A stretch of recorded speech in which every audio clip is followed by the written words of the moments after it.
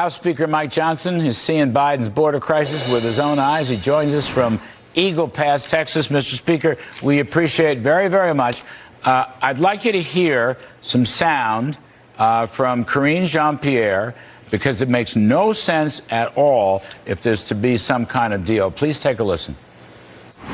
In order to get the work done at the border, we need more resources. DHS needs more resources. Our Border Patrol agents need more resources. We need more immigration judges. We need more resources to get this done. House Republicans keep getting in the way of doing the work to deal with what we're seeing at the border. So they're obstructing. House Republicans are obstructing. That's what they're doing right now. So, Mr. Speaker, that is a very hostile, aggressive response to what's going on. I just wanted to get your thoughts on that and, what is actually happening. What she just said is patently absurd, of course. They want more money to process illegals into the country, Larry. We're down here on the border at Eagle Pass. This has been the epicenter of the problem, of course. We've got 64 members of Congress representing 29 states and one U.S. territory. We got people from California to Maryland, from Michigan to Florida, because every state in America is a border state right now. This administration has opened the border wide for the whole country. We have people coming in from over 170 countries, and it's at epidemic crisis proportions. You cannot overstate the humanitarian catastrophe that we have here. Speaker Johnson, has President Joe Biden gotten involved in any talks with you, for example, or any of your lieutenants to solve this open border catastrophe? No, this is intentional. These are policy choices that got us into this situation, Larry. We passed H.R. 2 7 months ago. Our legislation, the Secure the Border Act, does exactly what is necessary to stem the flow and get on top of this crisis. It would restore the Remain in Mexico policy that worked so well under the Trump administration, end catch and release. It would rebuild the wall, finish building the border wall. This is an important deterrent. And importantly, it would do the things that we know can be done. The president doesn't even need new federal laws. He needs to enforce the ones that are on the books. He could do much of this by executive order, but he refuses to do it. And if we would make these simple changes, we could solve this problem. But right now, it's completely out of control. Is the option then, the fallback position, that we're going to have 300,000 people in January come across illegally or more? I mean, they know the door's open. They listen to what President Biden says, which is, as you described it, it's an open border policy. It's a catch and release. I mean, how much of this can we accommodate?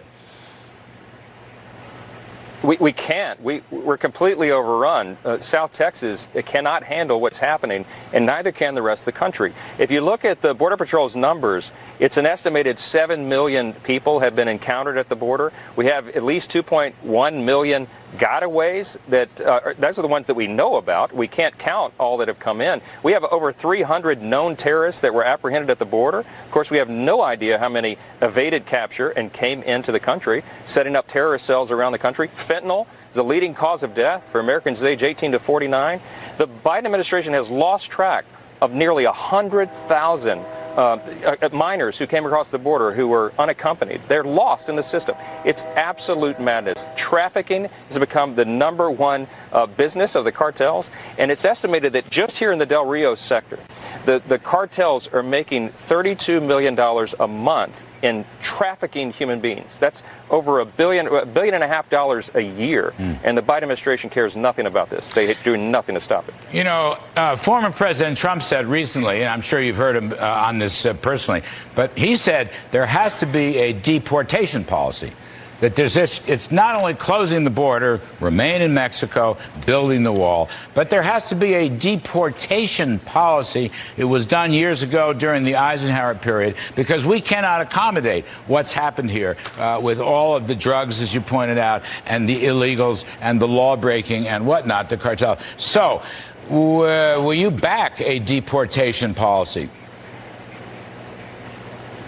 We desperate times call for desperate measures, Larry. The real problem is the longer this is delayed, the longer the fix of this is delayed, the worse the problem gets. And the harder it is for us to even detect where these people are. Remember, they're being lost into the system. They're being given immigration hearings that they're supposed to appear for 4 years down the road. This is not a sustainable trajectory, of course. How would we even collect them all to deport them? We have very serious questions. And remember, too, in addition to all the societal ills that come from this, billions and billions of taxpayer dollars, U.S. taxpayers, are being funded for the housing and the health care and all the other benefits, the education that are being given to illegals. We walk through facilities here that are great. They're temporary tent cities here that many communities in America, tax-paying, law-abiding citizens, would love to have the benefit of. They get a great education for these illegals who are coming across. We have sent the message that everyone should come here, and so it's no surprise that they are. So what happens, Mr. Speaker? No money for Ukraine, no money for Israel, no money for Taiwan, and no fix for the border. I mean, how does this get resolved? What are you thinking?